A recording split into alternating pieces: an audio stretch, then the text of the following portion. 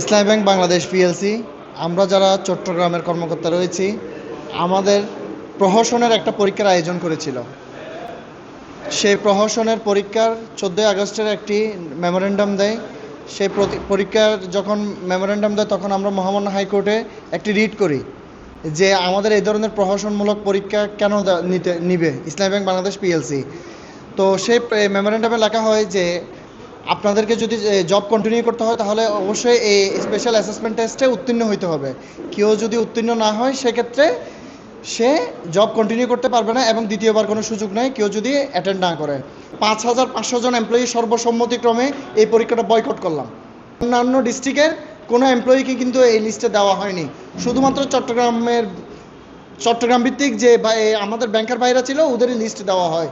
তো আমরা তো এই পরীক্ষাটা সফলতার সাথে বর্জন করার পরবর্তীতে আমরা পরীক্ষার দিন সন্ধ্যায় আবার প্রেস ব্রিফিং করি। ওনারা কি করেছেন, গুটি কয়েক এমপ্লয়িকে তারা এই ডামি ক্যান্ডিডেট হিসেবে পরীক্ষা কেন্দ্রে পাঠায় এবং তাদেরকে আগে থেকে কনফার্ম করে যে আপনারা শুধু গিয়ে আপনাদের আইডিটা আর সাইনটা দিবেন, আপনাদের পরীক্ষা কৃতকার্য 100% হবে। তো আমরা রবিবারে যথাক্রমে আমরা স্ব কর্মস্থলে যাই এবং আমরা যারা প্রেস ব্রিফিং করেছিলাম আমাদেরকে প্রথম টার্মিনেশন লেটার দেওয়া হয় এবং পরবর্তীতে পর্যায়ক্রমে আমাদের আরও 400 থেকে 500 ভাইকে পর্যায়ক্রমে 400 থেকে 500 ভাইকে টার্মিনেশন লেটার ধরিয়ে দেওয়া হয় বিনা নোটিসে। আপনারা জানেন আমাদের বেশ কিছু অনেক ব্রাঞ্চে আসলে আমাদের এমপ্লয়ি ভাইদেরকে ঢুকতে দেওয়া হচ্ছে না, ওনাদেরকে বিভিন্নভাবে হ্যারাসমেন্ট করা হচ্ছে, শারীরিকভাবে লাঞ্ছনা করা হচ্ছে। আপনারা জানেন আমাদের সেনবাগের একটি ব্রাঞ্চে আমাদের এক ভাইকে পিটিয়ে রক্তাক্ত করা হয়েছে। হ্যাঁ, বিভিন্ন জায়গায় আমাদেরকে হুমকি ধামকি দেওয়া হচ্ছে বহিরাগত দ্বারা। আমাদের সংশ্লিষ্ট যে আমাদের ম্যানেজার বা ওইখানকার যারা কর্তৃপক্ষ আছেন ওনারা এই ব্যাপারে উদাসীন, ওনারা এই ব্যাপারে কোনো ধরনের পদক্ষেপ আমাদের হয়ে নেননি। তো আমরা সিদ্ধান্ত নিয়েছি সমগ্র 5500 যারা আমরা টার্মিনেশন বা ওএসডি হয়েছেন যে আমরা আমাদের কর্মপরিবেশ সঠিকভাবে ফিরে না আসা পর্যন্ত, আমাদের জীবনের নিরাপত্তা নিশ্চিত না করা পর্যন্ত আমরা আমাদের কর্মস্থল ত্যাগ করব, আমরা আমাদের কর্মস্থলে উপস্থিত হব না।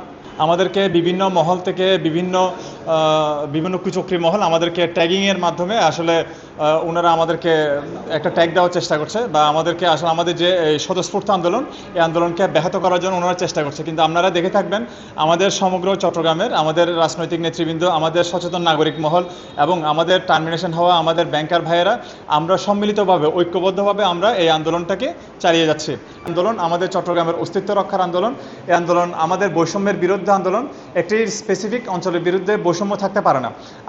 5 আগস্ট পরবর্তী সময়ে ক্লিনার, মেসেঞ্জার এবং অন্যান্য যারা সাবস্টাফ আছেন ওনাদেরকে 1টি বা 2টি প্রমোশন দিয়ে ওনাদেরকে অফিসার নিয়োগ দেওয়া হয়েছে, কিন্তু ওনাদেরকে কোনো ধরনের আপনার মূল্যায়ন পরীক্ষা বা কোনো ধরনের যোগ্যতা নির্ধারণ পরীক্ষা অথবা আমাদের সাথে যে প্রহসনের এই যে পরীক্ষা, এই পরীক্ষাতেও ওনাদের এই তালিকাভুক্ত করা হয়নি।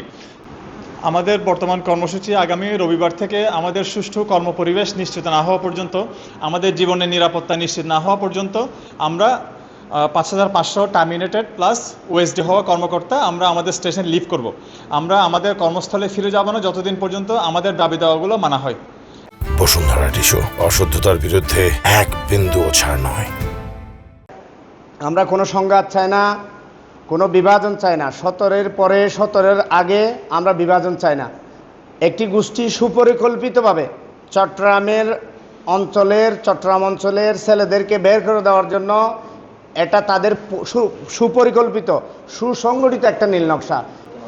আমি আশাবাদী আমাদের সরকার মহোদয়, আমার সরকারের উচ্চপদস্থ কর্মকর্তা এবং সরকারের মাননীয় উপদেষ্টা মণ্ডলী অবশ্যই এ বিষয়ে সুনির্দিষ্ট পদক্ষেপ নেবেন। কারণ আমরা একটি বৈষম্যহীন বাংলাদেশের চেয়েছিলাম। বৈষম্যহীন বাংলাদেশে আমরা কেন বৈষম্যের শিকার হব? আমরা কেন বিভাজনের রাজনীতি, বিভাজনের দেশ, বিভাজনের ব্যাংক চাইব? আমরা ব্যাংকে কোনো রাজনীতি চাই না, আমরা কোনো বিভাজন চাই না, কোনো সংঘাত চাই না।